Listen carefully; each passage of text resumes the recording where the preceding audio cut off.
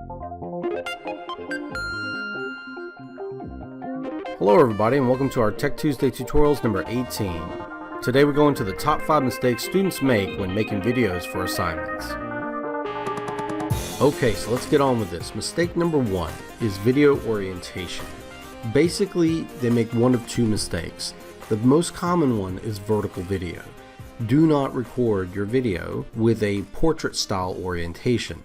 You want to turn it so it's landscape, so that you record your video in a more natural way that will be displayed on the web or on a TV or whatever else. If you record a vertical video, it's going to create these unnatural black spaces to the right and left of your video and greatly reduce the amount of information you can fit into an already small and compressed screen. This is best explained with a couple of YouTube videos that we'll show some clips of.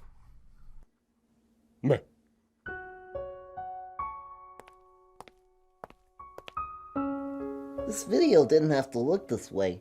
It could have been prevented. Say no to vertical videos. Vertical videos happen when you hold your camera the wrong way. Your video will end up looking like crap. I think that it's time to break it to you slowly, but there's something wrong with the way you're holding your phone. I think you ought to know. I think you ought to know.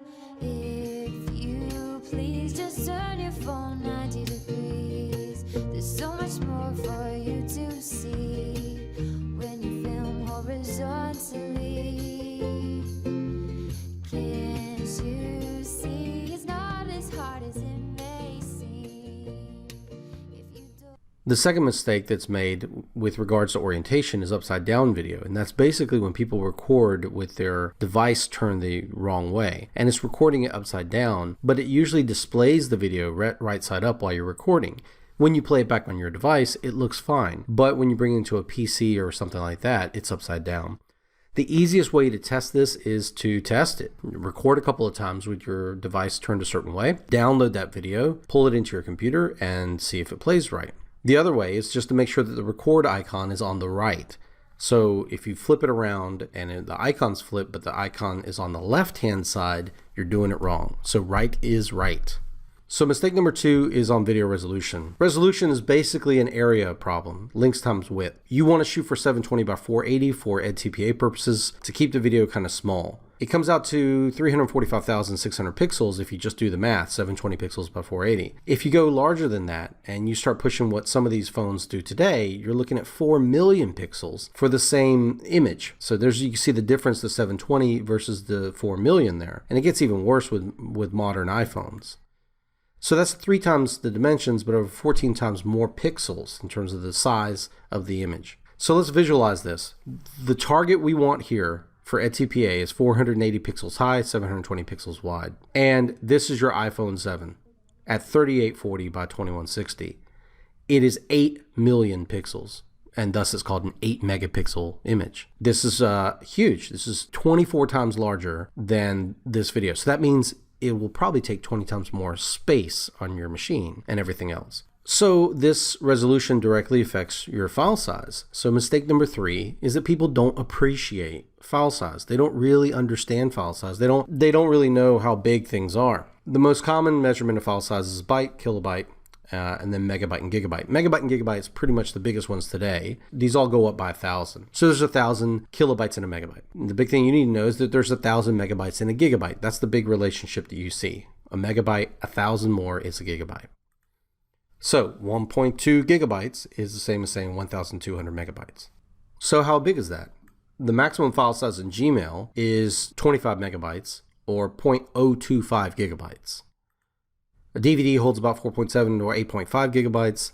Blu-ray discs hold about 30 to 50 gigabytes, depending. Some as large as up to 128. And most flash drives are in the 4 to 64 gigabyte range. So again, the max file size in Gmail isn't even close to a full gigabyte. Your phone typically has 8 to 16 gigs storage, with about half of that being free. It eats up about 4 gigs, sometimes more, with just whatever comes from the factory. So resolution does affect file size pretty tremendously here. You can see the difference in a 20-minute video is, 100 megabytes for a 320 by 240 resolution. That's really poor resolution. At 720 by 480, which is roughly okay, it's enough to be able to see details. That's our EdTPA target. It's 380 megs. And then you're looking at 2700 megs, which is the same as 2.7 gigs for storage there. And that is your 20-minute one, right? This is a 10-second video. If you want to see it more visually, you can see the numbers there and how big it is. So that resolution is a big determiner in terms of file size. And so files can get to be really big. And the problem then is that when the files are big, everything is slower, everything is harder to do. So mistake number 4 is emailing files or uploading via Wi-Fi. So the short of it is don't email. Don't email the video. The reason is Gmail is 25 megabytes. That's your max file size for Gmail.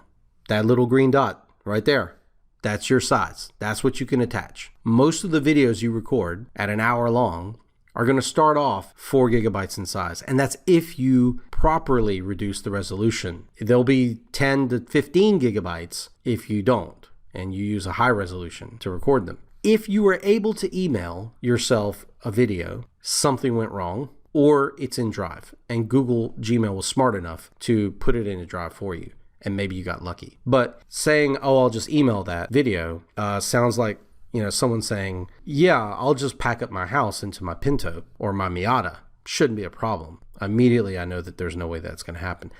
So the one exception is usually with Gmail, it'll detect it and say, whoa, that's way too big. We'll put it in Drive for you. But even then, it takes a long time to upload that. So that goes to our next thing. You need to know that Wi-Fi is shared internet, meaning that everyone is sharing a connection, and that one connection is usually a single cable. So the speed that you would have on a dedicated computer with the cable plugged in is the same as what everyone else shares using the Wi-Fi together. So if some fool is over there downloading videos or watching YouTube and someone else is on Pandora and you're trying to upload, then you're having to split 3 ways. In fact, the video streaming is probably hogging most of that. So one way to think of it is like a sprinkler, where one hose feeds a bunch of people over Wi-Fi. It's much better to have your own dedicated hose, and I would not recommend uploading over Wi-Fi, if at all possible. So an important thing for you to understand is that uploading is slow. Upload speeds are usually slower than download speeds, and a good rule of thumb is 10%. It's not always the case, depending on the business you're at or the internet provider you have or whatever. But a good number, just to stay safe, is 10%. So if it would take you 10 minutes to download it, it now is going to take you 100 minutes to upload it. Or a minute to download will take 10 minutes to upload. So if you combine all this together, uploading plus Wi-Fi plus a large file and other users on the network means you're going to have a very bad day. So mistake number 5 is mistaking project files for video files. Project files are not video files. And I'll explain that to you right now.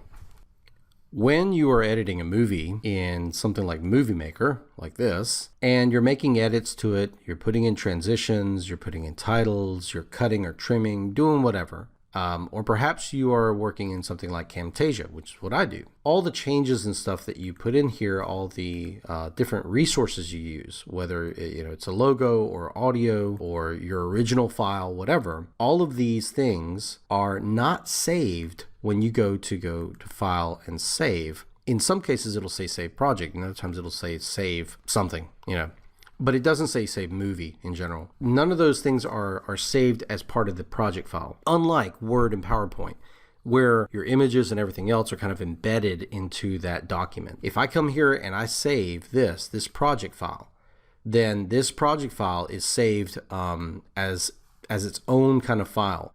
It's still dependent on all the materials that are part of it. So a good way to think of it is like a recipe for a cake. The recipe is the sheet of paper with instructions on how to bake or create that item. So in this case, this project file is the instructions that say, play this song, fade in this track, and put in this small clip here, right?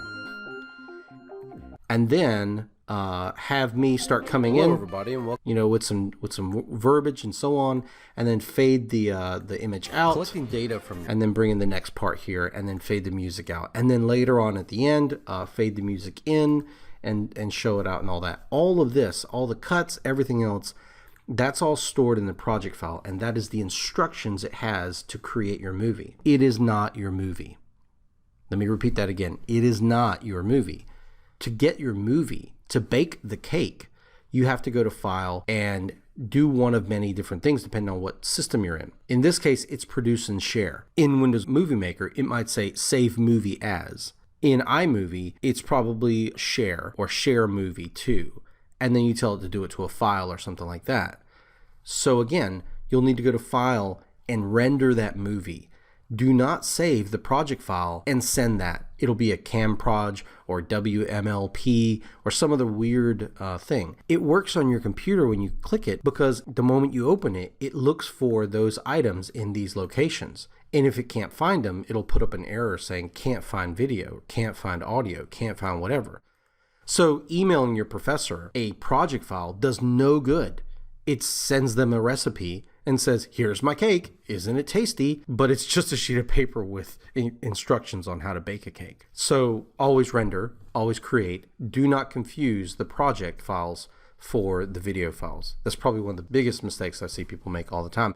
And it's understandable because the way you operate with Word and PowerPoint is that everything is kind of self-contained.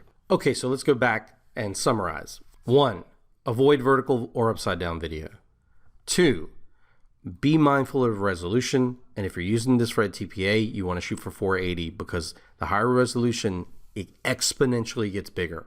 3, appreciate file size. Understand what the difference is between a megabyte and a gigabyte, 1,000 times difference.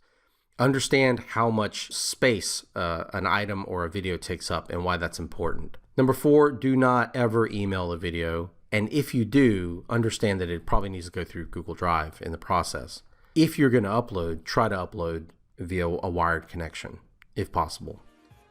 And number 5, render your video. Don't forget to do that. Project files are not video files. Okay, thanks a lot, everybody. Hopefully this was useful for everyone, and we will catch you guys next week. Thanks a lot.